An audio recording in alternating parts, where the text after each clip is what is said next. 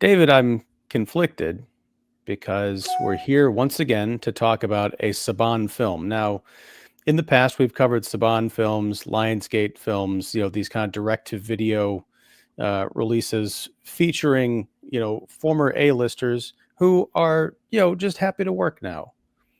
And some of them have just been downright hilarious. Some have been sad. In the case of the Unholy Trinity, which is in theaters now. This is not an on-demand thing. It is playing right now in a multiplex near you, chances are. Uh, I'm confused because I really like this movie. And even Really? though I've got a few problems I think are holding it back from, dare I say, greatness. I was very surprised, and I didn't know how I was going to record this episode with you because I feel kind of icky. I don't know why. I take it that I'm the bigger fan of this movie than you are. Why do you take that? It's a hunch. I don't know. Well, you'd probably be right. I, I I was bored pretty quickly by this movie. I think it's got some great locations. It's filmed in Montana. It's got Samuel Jackson and it's got Pierce Brosnan. Both give pretty good performances in just kind of like mediocre story and characterization. And that's kind of about it for me. Mediocre story. I want to dig into this because I thought the characters, the acting is one thing, because I think outside of our two leads, there's some dodginess going on, which I think is characteristic of this sort of indie low budget Western boom that we seem to be experiencing. Um, it's often the problem with, no matter how period authentic you try and get the sets of the costumes, there's something about modern young actors where you're supposed to believe that someone had vocal fry back in 1888. It just doesn't quite work. But aside from that, I thought, the story was pretty interesting. There's a couple of main stories that seem to not have a lot to do with each other that do come together in this kind of classic, unlikely pairing, or in this case, an unlikely trinity, who are teaming up to find some buried gold. So what is it that you had seen this before, and maybe I'm missing something, or it just didn't interest you? I mean, I'm always interested in a Western, but I just, well, okay. And I feel bad saying this, but I I didn't feel like the young main lead actor was all that. I thought he was woefully miscast, and that's Yes. Brandon Lessard as Henry Broadway. Um, I like the opening as we see him witness his father's death by hanging, played by Tim Daly. It's nice to see him. Looking a lot like Hugh Jackman nowadays. I don't know what it is, Right, but right. I just always see him as, or hear him as, the voice of Superman. But um, I, yeah, and so I don't know. I almost felt like this movie needed to be weirder or funnier. I mean, it's not funny at all, but because like I feel like Samuel Jackson's Saint Christopher is also in that opening scene, and he's watching the hanging as well, but also like kind of has this, like, without being like too much of an outburst, kind of has this knowing cackle about him that's like, okay, cool, this is happening. And it's like, all right, well, this character's kind of interesting. But I almost feel like at times what Samuel Jackson's doing is almost in a totally different movie. Um, I don't know. Like, I felt like we needed to know maybe a little bit more about him to get on board with what he was doing. Because I think he was the most interesting character out of them all, because I feel like he was doing something that his behavior was a little bit more than what we would expect from, Western characterizations. By Western, I mean Old West. So yeah.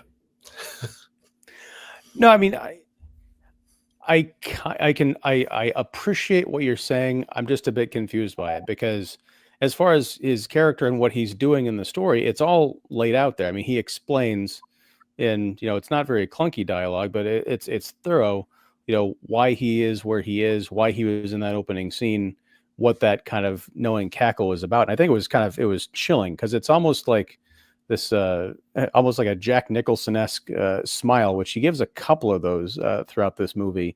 But yeah, essentially our main character, Henry, he sees his father get hung in the gallows, the opening of the film, and his dad tells him to go to this town called Trinity and to kill the sheriff, because the sheriff is responsible for his circumstances now. Henry, and at the hanging, Sam Jackson's character, Saint Christopher, so-called, kind of pops into frame right as Isaac, the father, is about to drop down. And the reaction he gets is that, or the reaction he gives is that this is a kind of a reckoning for whatever his past sins were. Like, he sees the guy that he thought had been long gone, but there he is showing up at his execution. And there's a sort of a just desserts look on his face, on Sam Jackson's face, that we don't quite understand until later on. The town of Trinity, the sheriff is Pierce Brosnan's character, which I'll give you this. It's the most ridiculous name. It's Gabriel Dove. No, that needs to rewrite.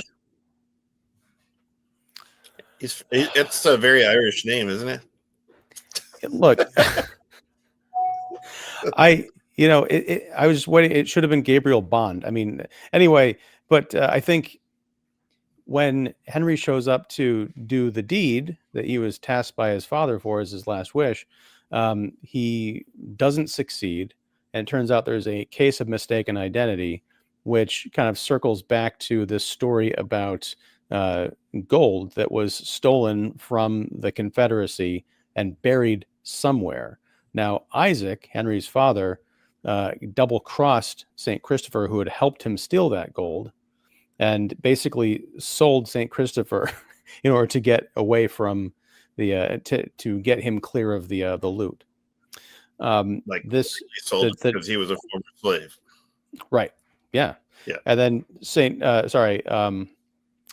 Henry's revenge plot is kind of foiled, except that the current sheriff took over for the previous sheriff, who was very corrupt and had a lot of enemies in the town, and some of those enemies are now the enemies of Gabriel Dove.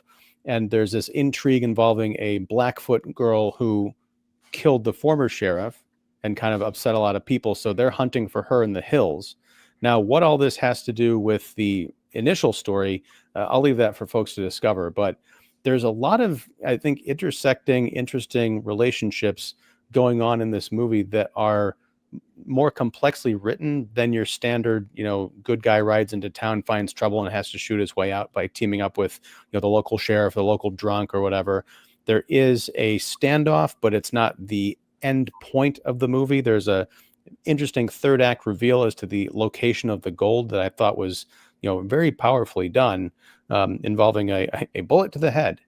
I was surprised by how intricate this movie's script was, and I think that carried a lot of weight and helped gloss over some of the very uneven acting. You're right, Brosnan and Jackson are the highlight of this movie. I don't think that they're acting in different movies. I think that they were just paired up with the best that the director/casting agent could get, given that they probably sunk all of their funds into getting these two headliners. I like how right after the main cast in the end credit scene, there's like at least 6 to 8 doubles listed for the actors, because there's a lot of physicality for Brosnan's role. Like, we're talking like sliding down mountains. We're talking like, getting like jumping off of roofs. And I'm like, wait a minute.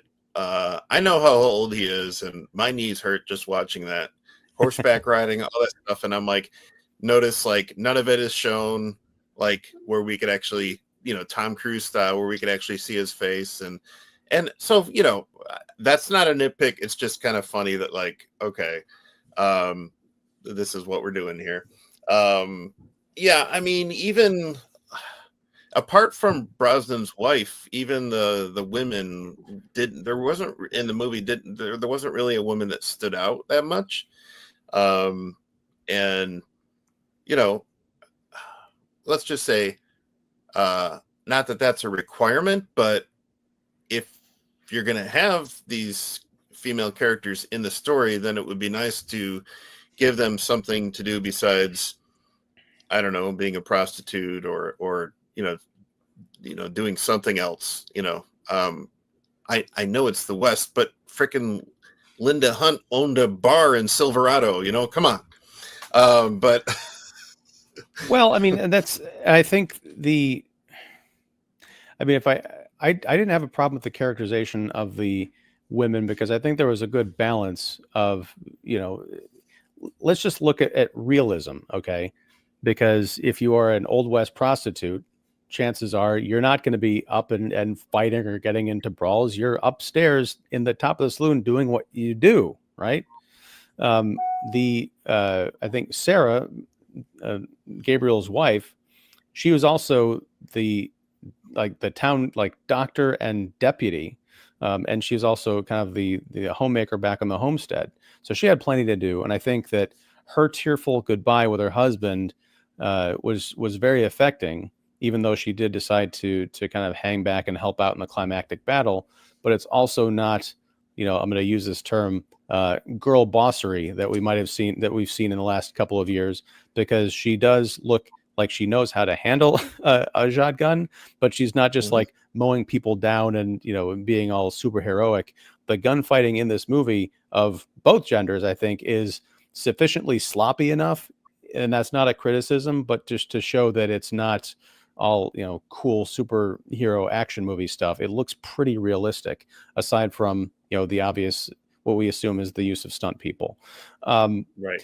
And I did like that Katrina Bowen, who shows up as one of the women in the brothel early on, she kind of gets the Janet Leigh treatment, and I'll just leave it at that because I don't want to get too spoilery here.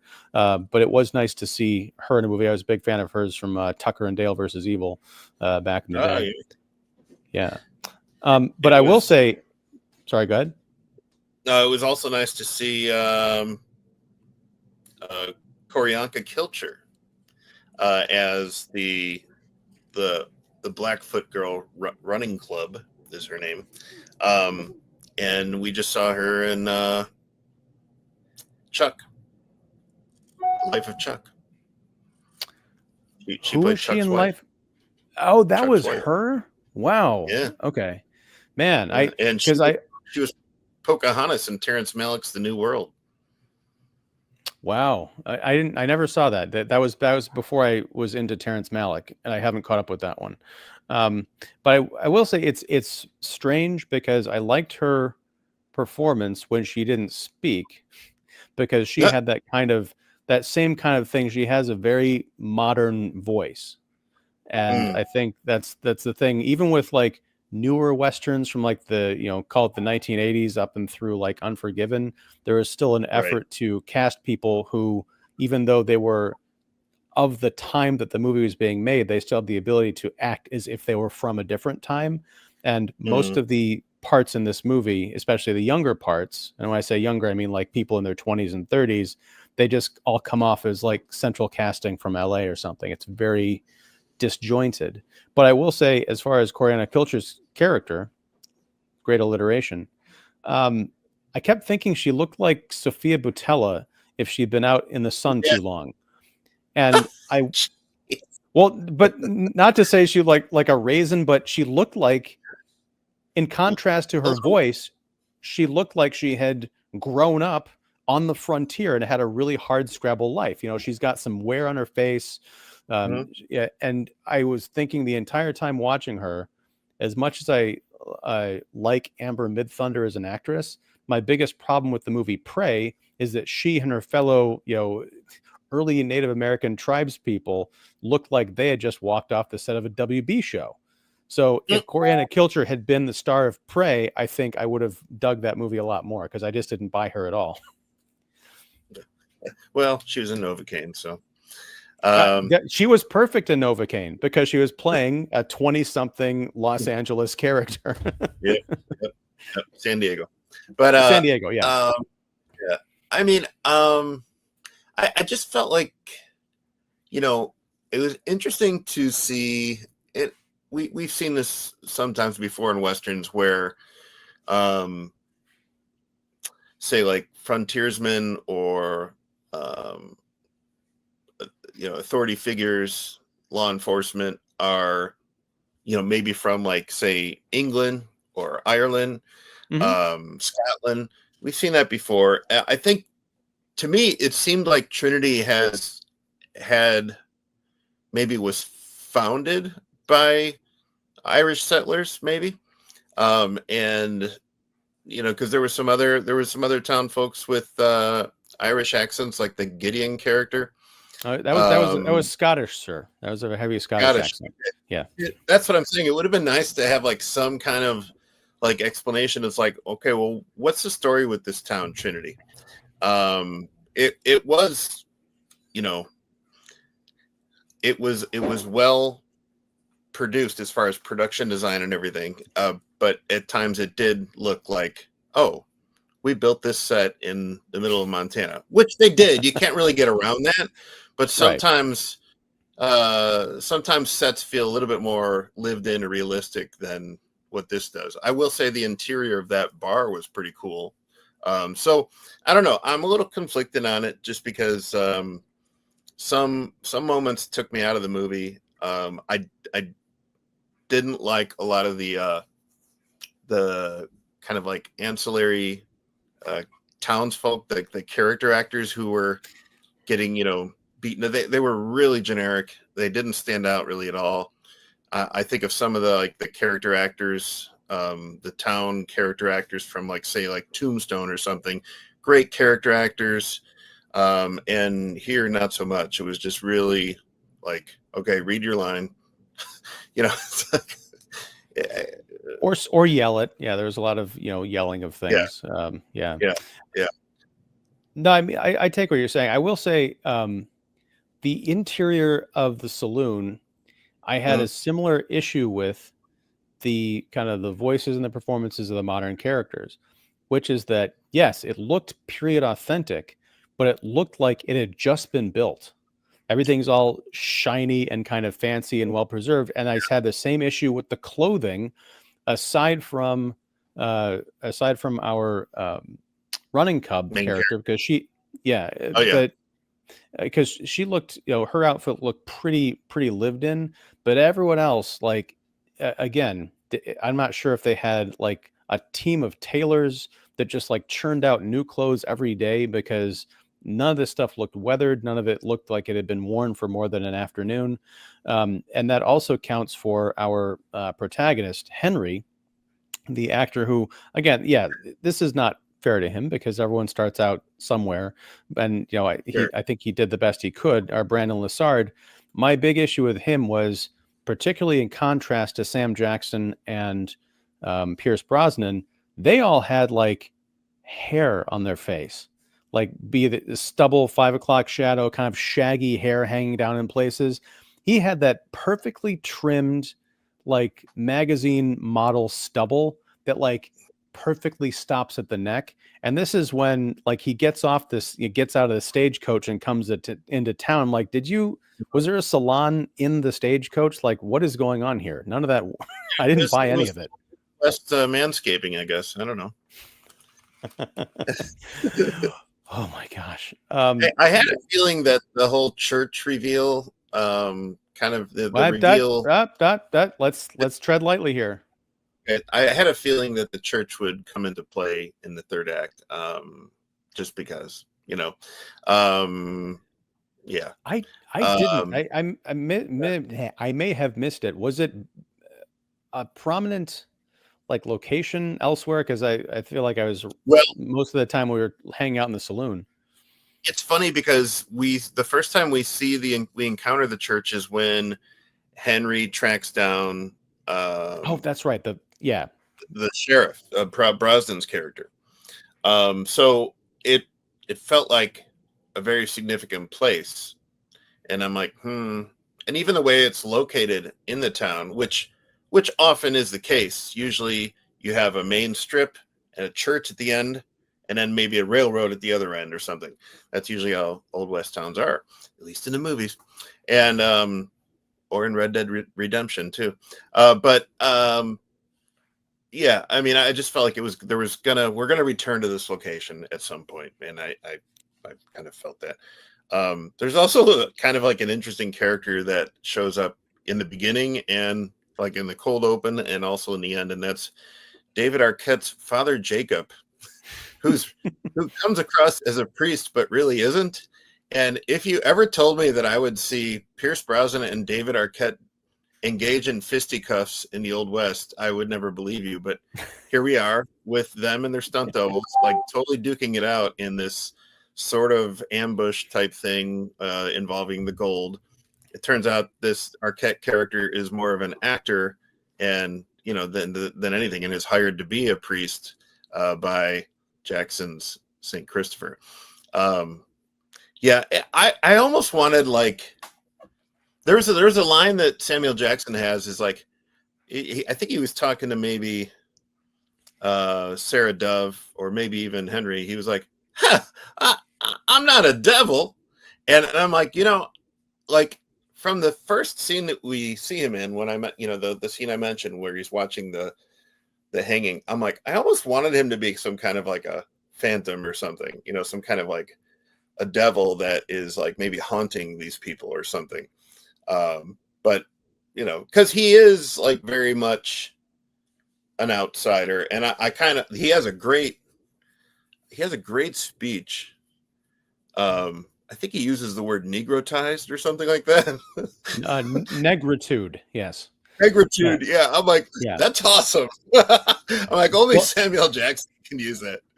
Well, yeah, for context, he goes into the saloon and he's trying to rile up the crowd in there regarding this gold that he intends to find, and kind of enlist the help of some men. And he basically says, I don't have the entire speech mentioned, but he's like, look, I understand that I don't look like all of you. I come from a different place, but I've got some things to say and a very interesting proposition for you. And yes, he uses the term negritude, which is one of my favorite words. I loved it. I mean, I don't know if that's made up or what, but no, it's a real word. Okay, cool. Yeah, I mean, that was to me a highlight of his performance, just that role, and it's right up like Samuel Jackson's alley. It's almost like the type of like grandstanding speech that he would give in something like Pulp Fiction or something like that. Yeah. Speaking of Tarantino, there's two things. Mm-hmm. One, there's this weird like 6.5 degrees of separation bit, because there's a scene where Sam Jackson and David Arquette are, talking to each other. I think, or were they? No, they were in the same scene. And I just kept thinking of Pulp Fiction because Alexis Arquette was the person who came out, shooting with Jules and Vincent in the apartment. So that reminded me of that. But the other thing is, I kept thinking of The Hateful Eight because Sam Jackson was in Tarantino's Western, which I didn't care for. And I was thinking almost the entire time, if Tarantino had used this story as the outline for The Hateful Eight instead of the direction he went, I think it would have been punchier, and you could have still had a lot of kind of the action and the over-the-top elements of it. Because there's something about that script and that story that just didn't work for me. This script really did. And you said it wasn't funny. I think there's a lot of humor in this movie. These kind of like one-liners and these kind of wry remarks, especially coming out of Brosnan's mouth, and some from Sam Jackson, of course.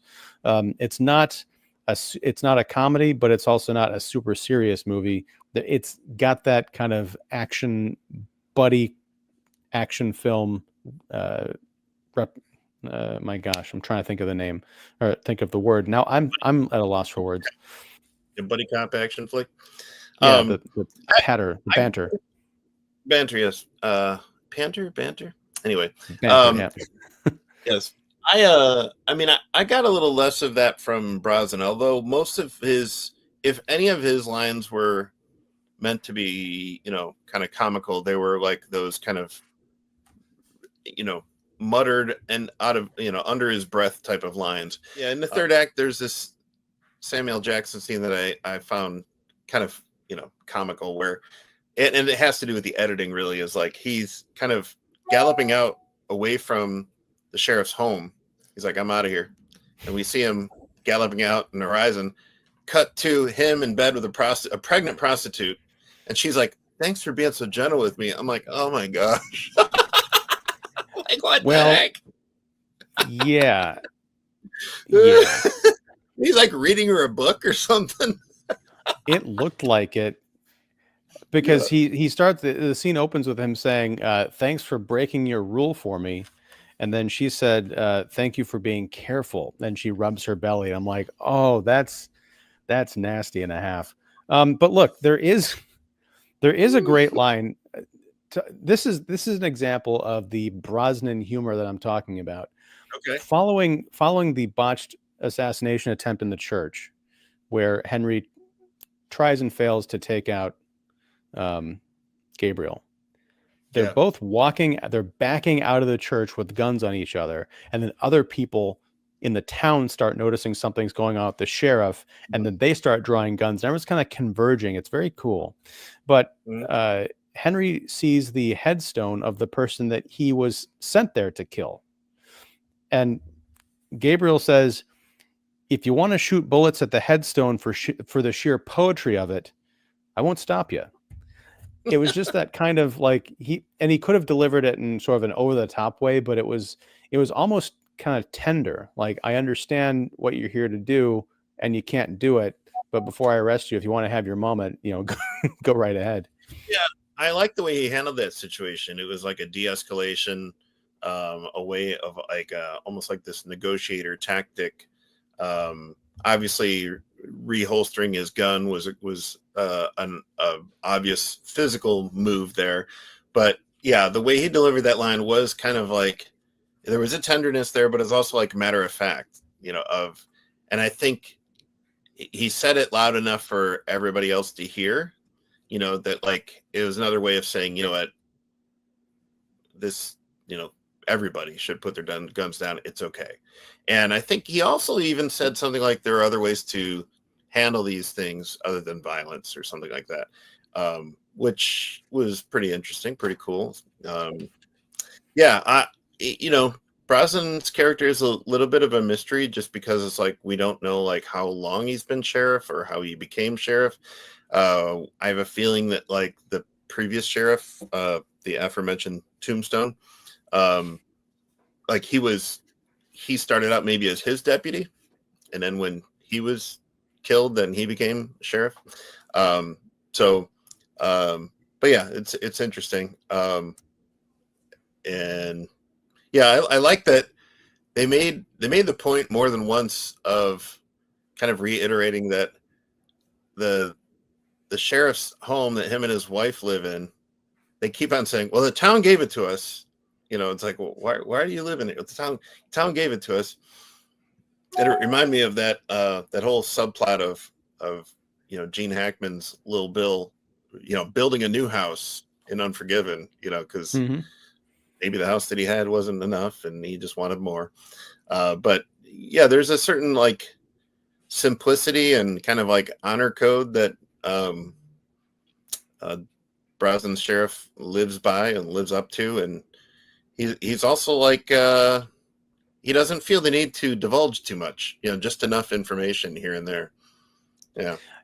I mean, he's a kind of a classic stoic character. You know, the house, and this is something that you don't see a whole lot in Westerns. The house was almost like a governor's mansion or the White House. It's, you know, it's the kind of the people's house that the lawmaker is permitted to live in, kind of on the outskirts of town. And I like that because a lot of times in these movies, the sheriff is always like right there. It's almost like he has an apartment right above the saloon where the action is going down.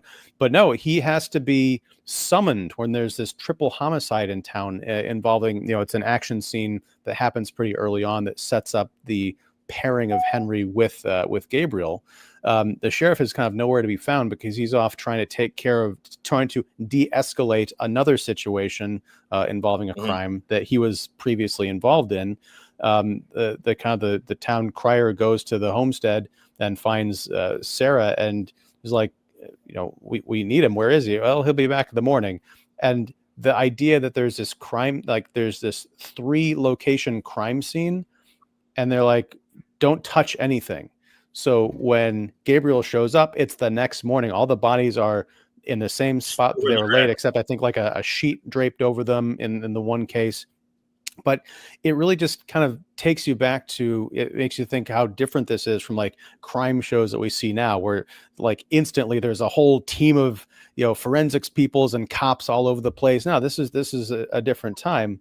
And going back to something else that you had said about the accents and the history of the town, I don't think that, it's not that I didn't need the history of the town. I just kind of inferred it because you have this kind of diverse group of accents, if nothing else. And you kind of have to think, well, okay, this is 1888. I mean, this is still pretty early days, and you've got people coming in and they are settling down as they're moving from place to place. And it's all different kinds of people from different cultures that came to America to, try and find the new frontier and make a different life for themselves. So that does make a difference. And it was refreshing to see a Western where not everybody talked like this. You had the Irish accent, the Scottish accent, you had, running cub with, I'll call it, LA Frontier 2025 accent, but she's trying for a bit of a Southern accent, but I don't think that worked. Right. The thing, there's a lot of stuff that is told here, but not explicitly told. It's more, shown. And again, I kind of appreciate that. Yeah. I just felt like there's, I don't know, for something, as I was watching it, I felt like there should be more to this story. I don't know. It's not that I wasn't entertained, but I wasn't also, surprised really by anything, or a lot of the acting I wasn't really too impressed with, save for Brosnan and Jackson. You mentioned a film earlier from the Nelms brothers, and I think that's another duo. Like, this would be right about in their lane, of like if they handle this kind of mid-tier, action movie and bringing their sensibilities and their writing to this material. Tarantino's all wrong for this. I think I was just hung up on the Sam Jackson thing. Yeah, this should have been a Nelms Brothers movie. And that's not to say I want to take anything away from Richard Gray, who did direct it, and it was written by Lee Zachariah. I'm not familiar with either of their work, but yeah, this is a solid sketch, and that's another thing I kept thinking, like, there's a version of this movie that's just a step above that I'd love to see, but I just watched the movie I watched. No, I agree. I mean, I feel like maybe even getting in either a script doctor or maybe some, something to sharpen up, give some of these lines a bit more spice to them, would be pretty cool. And it just made you appreciate, like, when a Western has like a really solid ensemble cast, all these supporting roles are really, thought through and are kind of like uncannily cast sometimes. It's just like, whoa. And here I don't think it really, there seemed to be more, there seemed to be some hints at, like, for certain supporting characters, like there was more to them. Like the whole bartender guy was played by Ethan Peck, who's Mr. Spock on Star Trek. There seemed to be more going on with him, but not much to it really. I don't know. Yeah. Well, I think that's more of a case of there wasn't anything really going on with him, but because of the performance, which I think was really solid, it kind of makes us, it makes us want to pull up a seat at the bar and ask him what his story is. I Yeah. didn't feel like anything was being held back or like there was something that was edited out, but he's not a deep character, but it's just really well acted for all of the 3 minutes of collective screen time I think that he gets, because he pops up, throughout the film and then he doesn't. Right. Yep, exactly. The one thing I will say, because I didn't watch the trailer or anything for it, I just saw the kind of the poster. Yeah. And I thought Pierce Brosnan was going to be the villain in this movie, because there was another film that came out a few months ago called Guns of Redemption, starring Casper Van Dien and Jeff Fahey. And did you see that? I did, and I interviewed the director of that, which folks can find on the channel. That was an even, I think, lower budget Western than this, but pretty solid and some really impressive action choreography. But the thing is, Jeff Fahey and Pierce Brosnan look like they could be brothers, and so especially in the way that they're dressed up for both of these films. So I immediately associated Brosnan like, oh, he's going to be the heavy, but no, he was the hero. Spoiler. Yeah, there was a bit during the first act where I felt like, oh, well, this, Brosnan could wind up being, the antagonist all along. That would have been a nice turn, because then because I was thinking along those lines, I was thinking, well, and then that means Samuel Jackson will be kind of like the anti-hero kind of guy. But no. And I think, this movie, it mentions more than once that there's heroes and villains in this town and not much in between. Yeah. And I think that's fine, because that goes back to the kind of the classic Western, like good guys and bad guys, white hats and black hats. This is not the gray meditation on humanity Western that I think we got, a lot, especially, in the era of Unforgiven. And that's fine. It's good to have a throwback every once in a while. But that's kind of where I leave it. It's one of those things where I'm happy that this is getting a theatrical release. And I think if it's like, it's a solid kind of a matinee movie, it's a breezy, like, hour and a half. And when I say breezy, it's short by, kind of modern blockbuster theatrical experience standards, but there's a lot packed into this movie in terms of dialogue, story, and performances. Your mileage is going to vary on how much that affects you, but I don't feel like you're going to come out of this thinking I really wasted my time. No. And I don't really feel that way. I mean, I think maybe it might be in theaters for like a week, and I think it's only in theaters because of, Brosnan and Jackson.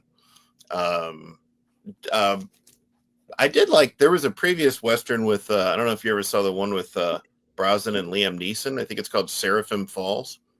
No. Pretty good with both of them in it, Brosnan and Liam Neeson.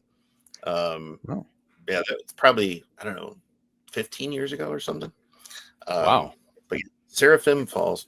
But as far as the Unholy Trinity, I guess underneath it all, the town is kind of unholy, but that brings us back to the church. There you go. Oh, there was a lot of, okay, here's another great comedy moment. It was during the ambush scene. Okay. And Henry and St. Christopher Henry and Gabriel are at almost like the mouth of this mine, trying to take cover from people. And one of them realizes that David Arquette's character is not a priest, but he's an actor. And I think Henry says, that guy's not a real priest. And then Gabriel says, oh, you mean like a Lutheran? I did catch that. He's like, oh, what, like a Lutheran? Yeah. Like, where's that come from? I don't know, but there are these constant digs at the priesthood. Like at the very end, of the movie, Henry says, "Yeah, I think I've had enough priests for my lifetime," or something like that. I don't know. It's funny, but it's also like it's it feels almost out of place because the movie's not really about that. It's almost like trying Right. to inject some kind of a weird personal grudge into a film that, unless you're going to explore it or make it, central to the story in some cases, like, what are we doing here? Yeah, they feel like in jokes that we're not privy to, but we're just like, huh, oh, okay. Yeah. A whatever sentiment, which sounds like something that any number of the extras in this movie would have said, because again, they're all from California Central Casting and not 1888 Montana. All right, I think that's a good place to wrap it up here, sir. Thank you for indulging me as I scrambled through my notes futilely because I ended up just remembering the scene. I didn't read that. So yeah. Hey. But David Fowley of Keeping It Real, thank you for hanging out and recommending that we talk about this movie. This was, I feel like, more in the traditional Saban warehouse wheelhouse for you than it was for me. I was almost disappointed that it wasn't the disaster that some of the caliber of which we've discussed in episodes prior. Yeah. We have to maintain our Saban loyalty and try and review anything that comes our way with Saban in the production. Is this the kind of loyalty Saban Films engenders? Because I don't think they'd be happy about that. I think this is what they really go for right here. Yeah. I think I just came up with the title for this episode. It's going to be the Power Rangers because they're down the range. No. Oh, good. Yeah. That's Old a little Rangers. bit too far to work. Yeah, because it's like, the Power Rangers. And anyway, I've just Leno'd the joke, so it's time to really get out of here. Anyway, thanks everybody for listening to this. Go see The Unholy Trinity if you are so moved. And let us know what you think about it down in the comments. And also, if you like this show, please like, subscribe, and hit the bell for notifications. Check out David's stuff. His information for Keeping It Real is down at the bottom in the description. And until next time, whenever that is, whatever that is. And David and I will be back very soon talking about something else, a very different pair of movies. I'm going to leave it there. But take care and thank you. Bye, partner. Hey everyone, Ian here. I know, long time no see. But if you like the video you just watched, feel free to subscribe to Kicking the Seat right here. And also check out the playlist and recommended video right here. Thanks for watching.